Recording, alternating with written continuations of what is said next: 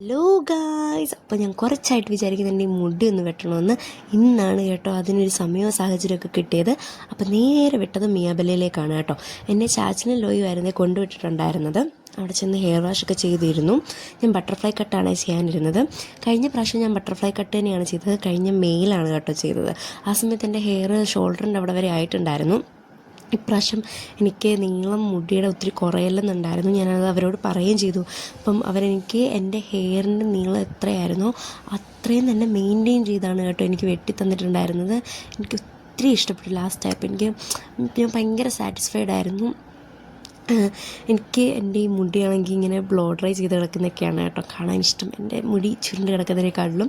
അപ്പോൾ ഈ എൻ്റെ മുടി സെറ്റ് ചെയ്യുന്നതാണ് നിങ്ങളിപ്പോൾ കണ്ടുകൊണ്ടിരിക്കുന്നത്. ഞാൻ ഭയങ്കര ഹാപ്പിയായിരുന്നു ഈ ലാസ്റ്റ് ലുക്ക് കണ്ടപ്പം. എൻ്റെ വീട്ടിലാണെങ്കിലും ചേച്ചിയാണെങ്കിലും അമ്മയാണെങ്കിലും ഒന്നും എന്നോട് ഒരു നെഗറ്റീവും പറഞ്ഞില്ല. നല്ല രസമുണ്ടെന്ന് തന്നെയാണ് കേട്ടോ പറഞ്ഞത്. അപ്പോൾ ഇത്രയേ ഉള്ളൂ. ബായ്.